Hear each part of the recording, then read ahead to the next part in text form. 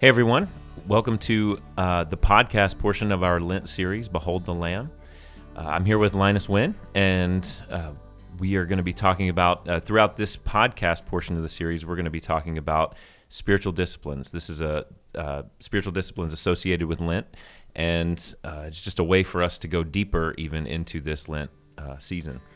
So today we're going to be talking about fasting. Fasting is obviously a large portion. It's one of the spiritual practices that is typically associated with Lent, and we're just going to talk about what it is and just give some thoughts on how to do it. Let's talk about, first of all, let's talk about what is fasting, or why do we fast? So That's good. Should we start with what are spiritual disciplines? Oh yeah. That's right. Sorry. I was looking up. Yeah. Okay, you do have to go back to the beginning. I'll go back from the beginning. We'll get it really quick. All right. Good deal. There we go. Hey everyone. Welcome to the podcast portion of our Lent series, Behold the Lamb. My name is Matt Brown. I'm here with Linus Wynn, and this podcast portion of the series is really going to focus on spiritual disciplines, specifically spiritual disciplines associated with the Lent season. So first of all, we'll talk about what are spiritual disciplines. Spiritual disciplines, as I teach them, I just try to teach them pretty straightforward. Is these are ways we intentionally carve out time for God. Mm-hmm. Yeah, So, and I think that's absolutely right. I think it's different ways that we can intentionally carve out time, intentionally focus on specific areas of our inner soul, of our inner life with Christ. Yeah. And then really, I think it's also following the examples of our Lord and what He did in His fellowship and communion with the Father, right? But I guess, one of the things about spiritual disciplines is we kind of have to understand them as they're not like some magical key, right? That's just because you do them, then all of a sudden you're really close to God because you do them. But I think one of the coolest explanations I've heard was almost like the lazy river. So the lazy river is where the grace of God flows, and spiritual disciplines are those practices that takes your raft or your float and puts it into that river. And so basically it's these different practices that puts you into where the stream of grace flows, and it kind of opens you up, makes you ready to receive the grace of God to be poured out.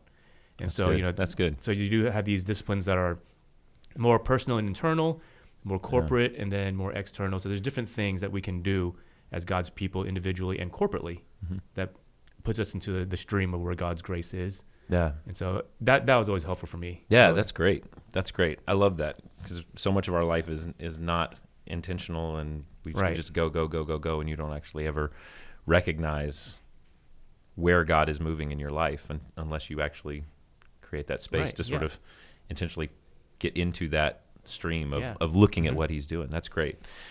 So with Lent, there are several spiritual disciplines that are associated with Lent, and the main one that most of us have probably heard about is fasting, right? So, and this is one of the ones I think that we may all struggle with the most as we go through this series. We may actually struggle with this one the most. I don't know.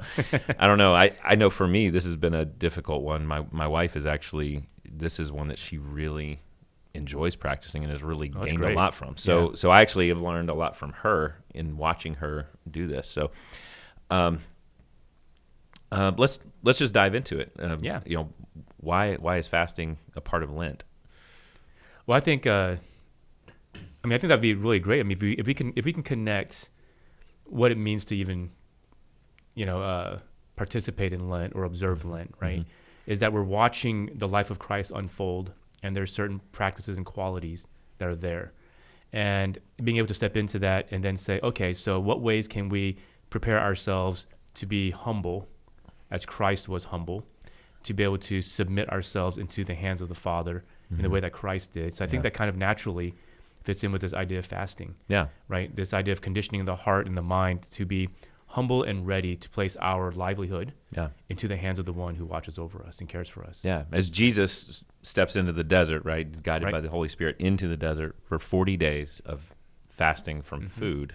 Yeah. Right, so we put ourselves, and whatever we fast from, we put ourselves in the hands of God submit to him in that. Yeah. And I think that's really important, right? So just as he was led into the desert, I think fasting is one of those disciplines where you should not just take it on just because it's kind of like, hey, that's the next coolest thing I need to be doing, right? It is God initiated. Yeah. It is the one where you are led into a place where you're now learning how to be sustained by him.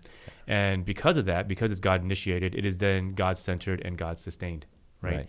And so I don't think it's anything that you should always jump in flippantly or passively in any discipline, really. Yeah. But with fasting, especially. And so I think with Christ coming into being led this way, we are being led into it. Mm-hmm. And I think that was a great kind of framework to think about fasting in that light. Yeah. Well, so let's talk about this, because if people are listening and obviously, I don't know anybody. I know people who have fasted from food for 40 days. Yeah. But that's not typically what we're talking about with Lent, right? So talking about the choosing one thing or choosing something in particular that we're why don't you talk about, like, how do I pick that thing? What, like you said, it's guided. Yeah. It's not just like a trendy thing, because we get into this, and some of it's always the thing of like, oh, Lent is coming up, but in our culture, so is spring break, and so is the beach in the summer. So I'm going to fast from sugar because it's going to help me, get my beach body, and we'd say, well, that may not be the right motive. Right. Yeah. You definitely don't want to do it that way. And you probably don't want to just put a bunch of things in a coffee can and randomly pull it out. But I think that if it's God initiated, so I think what we do is we first go in with the right mindset, and we go in by saying that first it's a private matter between God and I. Right. So one of the barometers, or one of the measuring sticks to this, is that I'm not doing this for any other reason so anyone else can see. Right. So I think the fact that I'm working on something that's between me and God, in a sense, kind of guards me from the whole, the beach body fast, right? Like, because I want to, look good for somebody else kind of idea, right? So I think with that in mind, it's helpful just to know that it's a private matter between myself and God. And then after that, I'll say the next kind of layer is don't do it because of a fashion trend or a fad. Yeah. Right. That if it's something in a sense in the lines of that superficial life, then that probably would not be where you'd want to start. Yeah. Right. And I'd say that individually, but I think even churches, we can fall into this. Right. It's like, what are we going to do this year to help engage our people and be different from last year? What do we do? Well, let's have a fast. Right. So it becomes this program. It becomes kind of this catchy new package that we're doing. And so again, if it's about ourselves and before God and our inner life, then we can't just follow the trends and the fashion and the hype of the culture. So I think that's also helpful to do that. Then I think at the end of the day is that you really sit down in a practical way with a piece of paper, and as you're praying and as you're reading, you're going to see qualities and characteristics of who Jesus is, and then you begin to see parts of who you are being revealed in light of who Christ is, and you kind of see yourself saying, oh, I'd like to be more like that. Yep. And then you begin to ask, what's holding me back from that? And then what other things are controlling and dictating my life that's hindering me from that? Yeah. Right? So Christ becomes that focal point. He's that target. And those qualities is what I want to build up. And then now I have to think through and think, okay, what are the speed bumps? Yeah. And you list those things out. And honestly, at that point, through much prayer, and you come to that list, honestly, without sounding too passive about it, I think at that point, any of those things are fair game. Yeah. And that's I think, but I do think it does take a lot of wisdom, though. Yeah. Yeah. What's holding me back from being more like Jesus? And I think for me, the question has been, well, at least from a Lent standpoint, if I'm saying, okay, I'm going to do this for 40 days, what are things that I have unhealthy attachments to? Right. Where in my life have I just let things have unhealthy attachments? And in class, when we talk about this, it gets the kids to start thinking of, okay, maybe do I have an unhealthy attachment right now to social media? It may be sugar, it may be soda, it may be something like that. That, man, I'm doing this all the time. I'm drinking 4 cups of coffee a day or something like that. And maybe I need to step back from that and actually see if I can make it through a day without that. But it's it might be the social media, or man, I just go home and I just escape life with Netflix or something like that. And I'm gonna see what it's like to detach from that. Yeah. So, yeah, you mentioned something a while back in this whole discipline of laying something down and picking something up. And so I think this is a really big thing, right? Yeah. Because you're abstaining from certain things here, and you're Right. letting go of certain things. So can you share a little bit more about that? 'Cause Yeah. that was really helpful. Yeah, when we talk about it in class, say what I'd like for you to do if you attempt this is choose something that you feel like you have an unhealthy attachment to, something that, like you said, I like the way you say that, of getting in the way of me moving forward, moving deeper in my life. But it's not just about giving the thing up, but when I give that thing up, that I actually fill that space and take up, in this case, another spiritual discipline, or take up, usually scripture reading, take up prayer, take up something that fills that space that is going to actually move you forward. So it's not just, I just take the thing away and sort of sit in that empty space until something else fills it. But, because that's what, you can do that. You can say, well, I'm, some kid, you find the loophole, hey, I gave up soda for Lent. This could be me too. I give up soda for Lent. Now I just drink a lot of sweet tea and lemonade and, and all this. So all of that stuff, I will find something to fill that void if I don't actually fill it with God. Yeah. Right? So when you say that, what comes to mind for me is really fasting is one of those things where it helps you find or kind of rediscover a balance, because kind of like every day we kind of pack in all these things, whether it's material items or habits or whatever have you, and it makes our life out of balance. And so we take that one thing that's keeping us away from Christ, removing that, and adding something else that should have been there to begin with. Yeah. And then now we finally have the things in our lives that we should be having, and we're beginning to remove those things outside of it. And it could be, dietary things as well, right? Right. And I've always kind of advised people, if you decide to do a dietary thing, this is where a lot of wisdom has to come in. Yeah. Right. Cutting something out without any kind of guidance or accountability or supplementary help is really dangerous. Right. Yeah. And yes, you could say that there is a sense of faith and trust in this, but we're also called to wisdom within that. Right. And so sometimes you also have to work up to fasts, right? So don't just go 40 days immediately, right? So start off with a week, start off with a few hours first, then work up to a day, then a week, and you can work your way up to longer fasts. Right. And then there are certain things where you probably shouldn't cut out because your body needs it or health-wise, whatever. Right. But there are other things you can, right? Yeah. And so as far as dietary things, you got to make sure that you're really healthy and wise and have a good support system of accountability there. Right. But then other stuff too, like material items and entertainment and those kind of things. Yeah. Definitely have people around you that can encourage you. Yeah, absolutely. To do that. Yeah. Yeah, absolutely. Yeah, I think that's one of the things when we read about Jesus, this week, Jesus fasting for 40 days, sometimes the questions come up like, well, how did he do that? No one can do that, because we're just not used to hearing about that. And I said, well, he's not keeping the same sort of schedule that you are, right? He's not, right. He's not working out, trying to get his lift in, and he's trying to, he's like running 3 miles and he's, and doing all this. And, it's probably a lot of sitting and meditating and, and all of that, that he's actually, it's going to tax you if you're doing things like that. It does require us to change the rhythm of our life. And even if we're giving up those things, the social media or the, entertainment or whatever it is, certain things, it's going to change the rhythm of our life. And it's in some way intended to do that, hopefully. Yeah. And I think that was one thing when I was talking to my wife about this. And one of the things that she said that I really, really connected with was she said, like you said, work up to different levels of fasting. Don't just go all in with something that is unrealistic. But she said also on the other end of that, make it a lifestyle. Once you do it, if you go into it knowing why you're doing it, make it a lifestyle. And I thought, man, that's really profound. That it doesn't just have to be during Lent. It doesn't have to just be at some specific time, but actually constantly going to those things that we feel like we have an unhealthy attachment to, or in the case of food, of saying, I want to practice fast just because I want to step into that space of dependence on God here at a different level.